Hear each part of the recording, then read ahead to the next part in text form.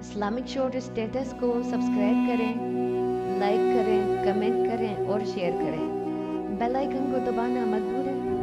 اس دور میں عورتیں بھی اپنے خاوندوں بھائیوں کے ساتھ میدان جنگ میں جایا کرتی تھیں۔ خولہ اپنے بھائی زرار کے ساتھ آئی تھی۔ انہیں پتہ چلا کہ رومیوں نے ان کے بھائی کو قید میں لے لیا ہے تو انہوں نے اسے ذاتی جنگ سمجھ لیا۔ سپاہ سالار خالد رضی اللہ عنہ کی بھی پرواہ نہ کی اور رومیوں پر ٹوٹ پڑی۔ عورتیں اور بچے دمشق کی مضافات میں تھے۔ خولہ وہاں سے خالد رضی اللہ عنہ کے 4000 مجاہدین کے پیچھے پیچھے چل پڑی۔ جو ہی رومی اور مسلمان آمنے سامنے آئے، خولہ نے گھوڑے کو ایڑ لگا دی اور رومیوں پر ٹوٹ پڑی۔ خولہ نے ایسی مثال قائم کر دی جس نے مجاہدین اسلام کو نیا حوصلہ اور نیا ولولہ دیا۔ اب مسلمانوں کی نفری بھی زیادہ ہو گئی تھی اور قیادت خالد رضی اللہ عنہ کی تھی۔ خالد رضی اللہ عنہ کے ساتھ جو 4000 سوار گئے تھے وہ تازہ دم تھے۔ اس کے علاوہ پورا لشکر زرار کے قیدی ہو جانے پر آگ بگولا تھا۔ رومیوں کے لیے اس حملے کو برداشت کرنا ناممکن ہو گیا۔ انہوں نے جم کر لڑنے کی کوشش کی لیکن خالد رضی اللہ عنہ کی چالوں اور ان کے لشکر کے غیظ و غضب کے سامنے رومی ٹھہر نہ سکے۔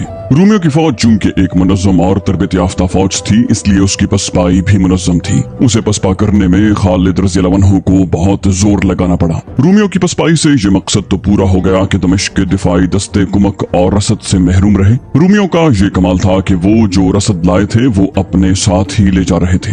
اب دوسرا مقصد سامنے تھا اور وہ تھا زرار کی رہائی۔ اس مقصد کے لیے خالد رضی اللہ عنہ نے رومیوں کا تعاقب جاری رکھا۔ رومی اور تیزی سے پسپا ہونے لگے۔ خالد رضی اللہ عنہ نے ہر داؤ کھیلا مگر رومیوں نے کوئی داؤ کامیاب نہ ہونے دیا۔ خالد رضی اللہ عنہ نے تعاقب کی رفتار کم نہ کی۔ ان کی کوشش یہ تھی کہ رومی کہیں رکنے نہ پائیں۔ خالد رضی اللہ عنہ خود پیچھے رہ گئے۔ یہ بہن کا اثار تھا جو اللہ نے قبول کیا اور یہ زرار کا عشق رسول صلی اللہ علیہ وسلم تھا جو اللہ کو اچھا لگا۔ زرار کی سرفروشی کو اللہ نے نظر انداز نہ کیا۔ پتہ چلا کہ زرار رومیوں کی قید میں زندہ ہیں۔ یہ خبر دینے والے 2 عربی تھے جو اس علاقے میں آ کر آباد ہوئے تھے۔ خالد رضی اللہ عنہ کے 2-4 سوار ایک چھوٹی سی بستی کے قریب سے گزرتے گزرتے رک گئے۔ وہ پانی پینا چاہتے تھے۔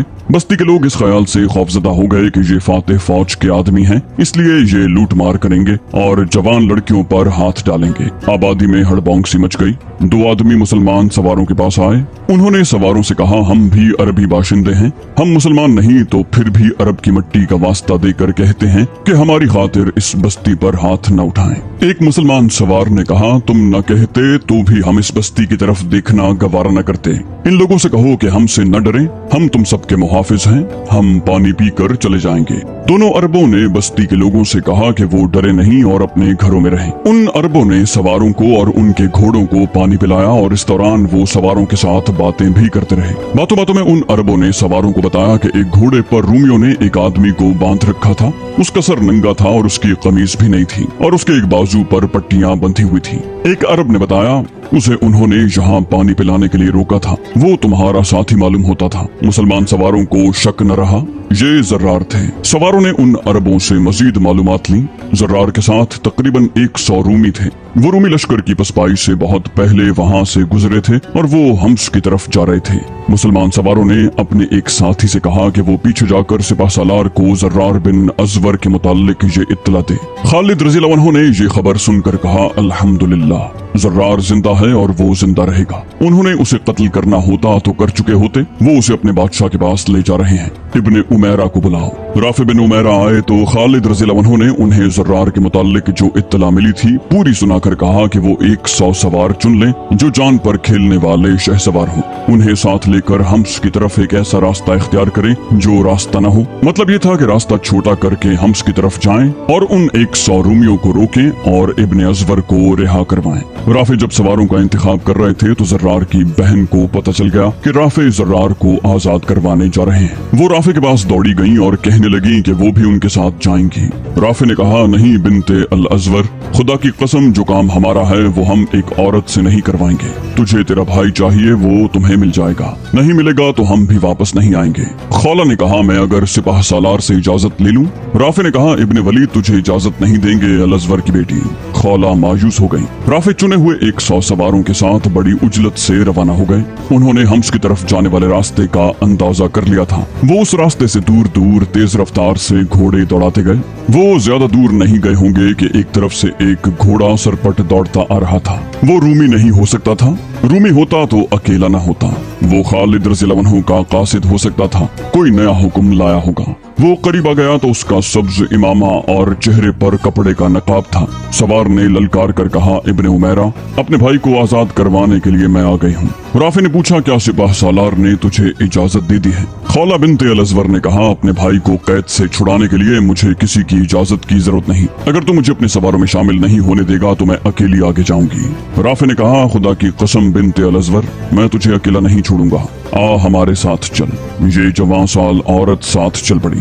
100 रूमी सवार ज़र्रार बिन अल अज़वर को घोड़े पर इस हालत में बिठाए ले जा रहे थे कि उनके हाथ रस्सियों से बंधे हुए थे और पांव इस तरह बंधे हुए थे कि घोड़े के पेट के नीचे से रस्सी गुजार कर दोनों टखनों से बंधी हुई थी। रूमी उन पर फप्तियां कसते और उनका मजाक उड़ाते थे। ज़र्रार चुपचाप सुनते जा रहे थे। एक जगह रास्ता नशेब में चला जाता था। उसके दाएं बाएं इलाका खड्डों का था। जब रूमी उस नशेब में से गुजर रहे थे तो अचानक दाएं बाएं आगे और पीछे से राफे के सवारों ने उन पर हल्ला बोल दिया। रूमियों के लिए ये हमला गैर मुतवक्के था। वो इस तरह जा रहे थे जैसे मेले पर जा रहे हों। ज़र्रार की बहन खौला ने अपने भाई को देखा तो उसने रूमियों पर इस तरह हमले शुरू कर दिए जिस तरह वो पूरी रूमी फौज पर कर चुकी थी। राफे भी ऐसे ही जोश में थे। उनके सवार हजारों में से चुने हुए थे। उन्होंने रूमियों का ऐसा बुरा हाल कर दिया कि उनमें से जो मरे नहीं या जख्मी नहीं हुए थे भाग उठे। खतरा ये था कि रूमी ज़र्रार को कत्ल कर देंगे। उनकी बहन तलवार और बर्छी चलाती ज़र्रार तक पहुंच गई। रूमियों ने उनकी ये कोशिश कामयाब न होने दी, लेकिन राफे ने ऐसा हल्ला बोला कि रूमी सवार बिखर गए। फिर फर्दन फर्दन भाग उठे। सबसे पहले ज़र्रार ने राफे से हाथ मिलाया और जब बहन भाई मिले तो वो मंजर रिक्कत अंगेज भी था और वलवला अंगेज भी। बहन अपने भाई के जख्म देखने को बेताब थी। बाज मौरखों ने खौला के ये अल्फाज लिखे हैं, मेरे अजीज भाई, मेरे दिल की तपिश देख किस तरह तेरे फिराक में जल रहा है। बहन ने बेताबी से कहा, अपने जख्म दिखाओ ज़र्रार। ज़र्रार ने बहन से कहा, मत देखो खौला, और ये जख्म मुझे भी न देखने दो, ये जख्म देखने का वक्त नहीं। ज़र्रार ने राफे और उनके सवारों से कहा, चलो दोस्तों, रूमी कहाँ हैं? दमिश्क के महासरे का क्या बना? रूमी लड़ भी रहे थे और पसपा भी हो रहे थे। ये उनकी तंजीम भी थी और जुर्रत भी कि वो भाग नहीं रहे थे।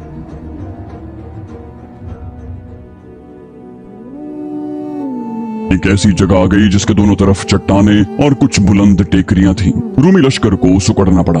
खालिद रज़ियल्लाहु अन्हु ने अपने दोनों पहलुओं के सालारों से कहा कि वो चट्टानों की दूसरी अतराफ में निकल जाएं और सरपट रफ्तार से रूमियों के अकब में चले जाएं।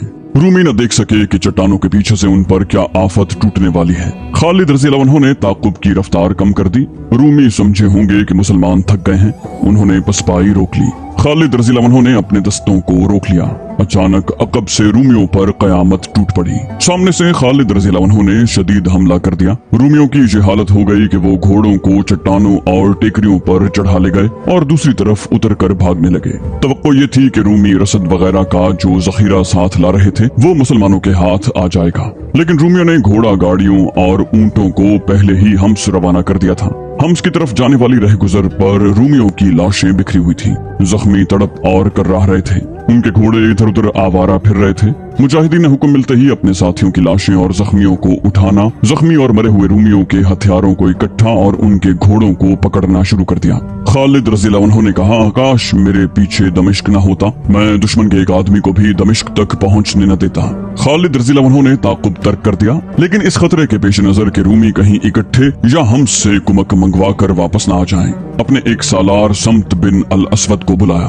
खालिद रज़ियल्लाहु अन्हु ने कहा, 1000 सवार अपने साथ लो और रूमियों के पीछे जाओ। उन्हें कहीं इकट्ठे न होने देना। जंगी कैदी नहीं लेने, जो सामने आए उसे गिरफ्तार करो। फौरन रवाना हो जाओ। खालिद रज़ियल्लाहु अन्हु को किसी की पुकार सुनाई दी। वलीद के बेटे, वो आ गया मेरा नंगा जंगजू। खालिद रज़ियल्लाहु अन्हु ने ज़र्रार को आते देख कर नारा लगाया। ज़र्रार को अपने जख्मों की परवाह नहीं थी। वो घोड़े से कूद कर उतरे।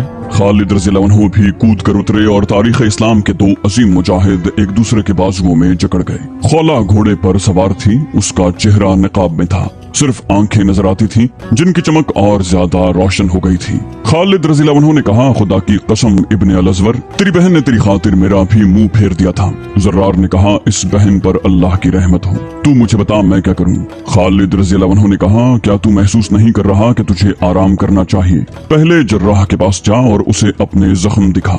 ज़र्रार बिन अल अज़वर जर्राह के पास तो चले गए, लेकिन सिर्फ पट्टियां बंधवा कर वापस आ गए। सलार सम्त बिन अल असवद रूमियों के ताकुब में गए। रूमी बुरी तरह भागे जा रहे थे। उनकी आधी नफरी तो लड़ाई और पसपाई में खत्म हो गई थी और बाकी निस्फ बिखर गई थी। सम्त जब हम्स के करीब पहुंचे तो देखा कि रूमी हम्स के इलाके में दाखिल होने जा रहे हैं। उस दौर में हम्स एक कलाबंद कस्बा हुआ करता था। सम्त वहां जाकर रुक गए। उन्हें मालूम नहीं था कि किले के अंदर कितनी फौज है, फिर भी उन्होंने अपने 1000 सवारों को किले के इर्द गिर्द इस अंदाज से दौड़ाया जैसे वो मुहासरा करना या किले पर हमला करना चाहते हों। किले का दरवाजा खुला और 3-4 आदमी जो फौजी नहीं थे बाहर आए। वो रूमी नहीं, मकामी बाशिंदे थे। सलार सम्त बिन अल असवद ने उन्हें अपने पास बुलाया। सम्त ने पूछा, क्यों आए हो? एक ने कहा, अमन और दोस्ती का पैगाम लेकर आए हैं। रूमी मजीद लड़ाई नहीं चाहते। सम्त ने पूछा, क्या तुम्हारा शहंशाह हरकल भी मजीद लड़ाई नहीं चाहता? हम्स के एक शहरी ने कहा, हम शहंशाह रूम की तर्जुमानी नहीं कर सकते। हम ये पैगाम लाए हैं कि हम्स वाले नहीं लड़ना चाहते। आप जिस कदर सामान खुर्दनोश चाहते हैं हमसे ले लें। आप जितने दिन भी यहाँ कयाम करना चाहते हैं करें। आपकी फौज और घोड़ों को खुराक हम मुहैया करेंगे। किसी भी तारीख में नहीं लिखा कि सालार सम्त ने हम्स में रूमियों से सुलह की क्या शराइत मनवाई थी। वो वापस आ गए। खालिद रज़ी अल्लाह अन्हु अपने लश्कर के साथ दमिश्क जा चुके थे। मौरिख लिखते हैं कि खालिद रज़ी अल्लाह अन्हु जब दमिश्क पहुंचे तो शहर के अंदर मायूसी और खौफ व हरास की लहर दौड़ गई। शहर वालों को ये इत्तला मिली थी कि अंताकिया से कुमक और रसद आ रही है। अब उन्हें इत्तला मिली कि कुमक को मुसलमानों ने रास्ते में खत्म कर दिया है। दमिश्क में रूमी सालार तूमा था जो शहंशाह हरकल का दामाद था। चंद एक शहरी वफ्द की सूरत में तूमा के पास गए। एक शहरी ने कहा, क्या आपको किसी ने बताया है कि लोग क्या बातें कर रहे हैं? तूमा ने कहा, क्या तुम लोग ये नहीं जानते कि ये बुज़दिली है? हमने अभी मुहासरा तोड़ने की कार्रवाई की ही नहीं। क्या तुम लोग मुझे ये मशवरा देने आए हो कि मैं मुसलमानों के आगे हथियार डाल दूं? वफ्द के एक और आदमी ने कहा, हम सालार मुअज्जम को शहर की सूरत हाल बताने आए हैं। शहर के लोग ये सुनकर हिरासा हैं कि जिस फौज ने मुहासरा कर रखा है और हमारी कुमक को भी खत्म कर दिया है, वो इस शहर में भी दाखिल हो जाएगी। फिर घर हमारे लूटे जाएंगे, बच्चे हमारे कुचले जाएंगे और लड़कियां भी हमारी उठाई जाएंगी। सालार तूमा ने कहा, हम यहाँ तक नौबत नहीं आने देंगे। एक और शहरी ने कहा, सालार मुअज्जम, आपको यकीनन मालूम होगा कि नौबत कहाँ तक पहुँची है। शहर में खुराक की इतनी कमी रह गई है कि लोगों ने दूसरे वक्त का खाना छोड़ दिया है। 2-3 दिनों के बाद सिर्फ पानी रह जाएगा। गौर करें, लोग फाका कशीश से तंग आकर बगावत भी कर सकते हैं। ये सूरत सल्तनत रूम के लिए अच्छी नहीं होगी। तूमा ने शाही रोब से कहा, क्या तुम लोग नहीं जानते कि बगावत की सजा क्या है? वफ्द के एक आदमी ने कहा, हम जानते हैं सालार आला। हम आपको कहत और उससे पैदा होने वाली बगावत के नताइज बताने आए हैं। क्या इस तबाही से और लोगों को भूखा मारने से बेहतर न होगा कि आप मुसलमानों से सुलह कर लें? तूमा ने कहा, दुश्मन से सुलह का मतलब होता है हथियार डालना।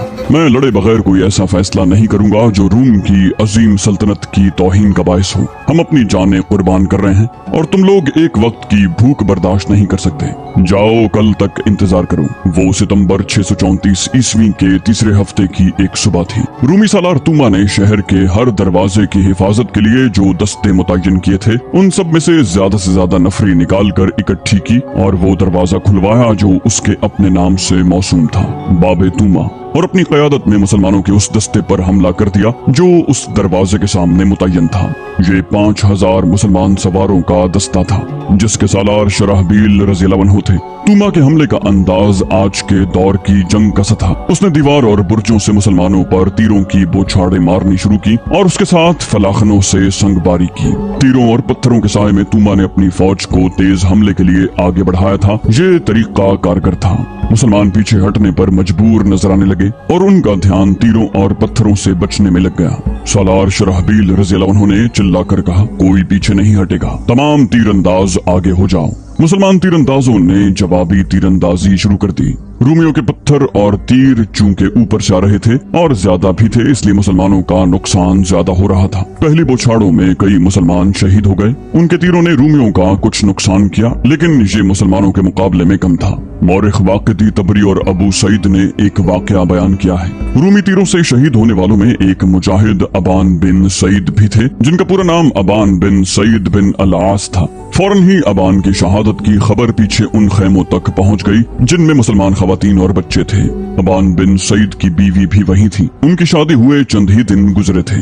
ये खातून लश्कर के साथ जख्मियों की देखभाल और पानी पिलाने के फराइज के लिए आई थी और महाज पर ही उसे अबान शहीद ने अपने अक़द में ले लिया। किसी भी मौरिख ने उस खातून का नाम नहीं लिखा। उसे पता चला कि उसका खावंद शहीद हो गया है तो वो उठ दौड़ी और शराबील रज़ियल्लाहु अन्हु के दस्ते में जा पहुंची।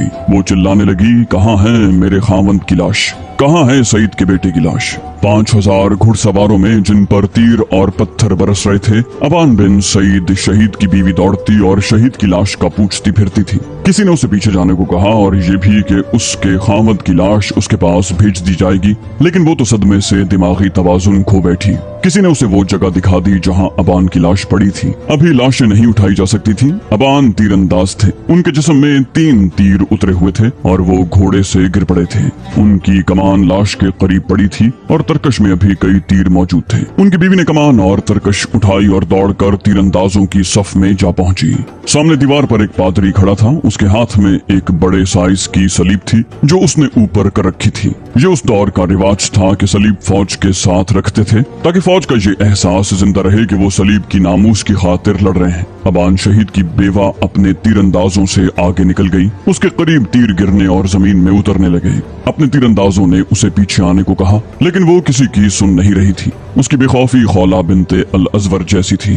वो जूं जूं आगे को सरकती जा रही थी, उसके करीब रूमियों के आए हुए तीर जमीन पर खड़े होते जा रहे थे, यहाँ तक कि एक तीर उसके पहलू में कपड़ों में लगा और वहीं लटक गया। ये तीर भी उसे आगे बढ़ने से न रोक सका। आखिर वो रुक गई और उसने कमान में तीर डाला और कमान सामने करके शिस्त बांधते कुछ देर लगाई। उसने कमान इतनी ज्यादा खींच ली जितनी ज्यादा एक तंदुरुस्त मर्द खींच सकता है। फिर उसने तीर छोड़ दिया। उसका तीर रूमी तीरों की बौछारों को चीरता हुआ उस पादरी की गर्दन में उतर गया जिसने सलीब को थाम रखा था। पहले उसके हाथ से सलीब गिरी और लुढ़कती हुई बाहर आ पड़ी। पादरी भी पीछे या दाएं बाएं गिरने के बजाय दीवार पर गिरा और सलीब के पीछे पीछे बाहर की तरफ आ पड़ा। अबान शहीद की बेवा ने नारा लगाया, मैंने इंतकाम ले लिया, सुहाग के बदले सलीब गिरा दी है। ये कहकर वो पीछे आ गई।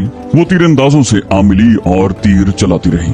सलीब और पादरी के गिरने का असर मुसलमानों पर यह हुआ कि उनका हौसला बढ़ गया और उनका हौसला इसलिए भी बढ़ा कि ये तीर एक औरत ने चलाया था। सलीब के गिरने का असर जो रूमियों पर हुआ वो उनके लड़ने के जज्बे के लिए अच्छा न था। बाबे तूमा खुल चुका था। तूमा ने देख लिया था कि उसकी तीरंदाजी और संगबारी ने मुसलमानों की हालत कमजोर कर दी है। उसने हमले का हुक्म दे दिया। अजीब बात यह है कि उसने सवारों के मुकाबले में सवार न निकाले। उन प्यादों से हमला करवाया और कमान खुद बाहर आकर की। वो सिपाहियों की तरह लड़ रहा था। मौरिख, वाक़िदी और बिलाजरी ने लिखा है कि तूमा की आवाज ऐसी थी जैसे ऊंट बदमस्ती की हालत में बड़ी बुलंद और गुस्सीली आवाजें निकालता है। शराबील रज़ियल्लाहु अन्हु ने बड़ी तेजी से अपने सवारों को आमने सामने की लड़ाई की तरतीब में कर लिया। तूमा ने ये चाल चली कि अपने दस्तों को फैला दिया। उसकी फौज की तादाद मुसलमानों की निस्बत ज्यादा थी। उसके प्यादे सवारों का मुकाबला बड़ी बेजिगरी और महारत से कर रहे थे। शहर के दूसरे दरवाजों के सामने मुसलमानों के जो दस्ते मुतय्यन थे वो इस वजह से शराबील रज़ियल्लाहु अन्हु की मदद को नहीं आ रहे थे कि ऐसा ही हमला दूसरे दरवाजों से भी हो सकता था। तूमा गरज और धाड़ रहा था। उसे मुसलमानों का परचम नजर आ गया। इसका मतलब ये था कि मुसलमानों का सालार वहाँ है। वो सीधा उधर आया। शराबील रज़ियल्लाहु अन्हु ने उसे देख लिया और तलवार सौंत कर उसके मुकाबले के लिए तैयार हो गए। दोनों ने एक दूसरे को ललकारा। उनमें 10-12 कदम फासला रह गया होगा कि एक तीर तूमा की दाईं आंख में उतर गया। उसने हाथ उस आंख पर रख लिए और वो बैठ गया। शराबील रज़ियल्लाहु अन्हु ने आगे बढ़कर उस पर हमला न किया। तूमा के मुहाफिजों ने उसके गिर्द हिसार बना लिया, फिर उसे उठा कर ले गए। मौरिखों ने मुत्तफिका तौर पर पर लिखा है कि वो तीर अबान बिन सईद की बीवी ने चलाया था। अपने सालार के गिरने से रूमियों का हौसला भी गिर पड़ा और वो पीछे हटने लगे। शराबील रज़ियल्लाहु अन्हु के पहलुओं वाले तीरंदाजों ने तीरों की बौछारें मारनी शुरू कर दी। रूमी तेजी से पीछे हटे और किले के दरवाजों में गायब होते चले गए और पीछे जो लाशें छोड़ गए उनका कोई हिसाब न था। मुसलमानों ने नारे लगाने शुरू कर दिए, रूमियों का सिपाह सालार मारा गया, हम रूमियों के कातिल हैं, रूमी सालार को एक औरत ने मार डाला है, तुमा रूमी को अंधा करके मारा है, बाहर आओ रूमियों, अपनी सलीब और पादरी को उठा ले जाओ। दीवार पर खड़े रूमी ये नारे सुन रहे थे और ये नारे शहर के अंदर भी सुनाई दे रहे थे। ये नारे रूमी फौज और दमिश्क के शहरियों के हौसले और जज्बे के लिए तीरों की तरह मोहलक थे। मुसलमानों का जानी नुकसान भी कुछ कम नहीं था। बहुत से मुजाहिदीन रूमियों के तीरों से और पत्थरों से शहीद और जख्मी भी हुए।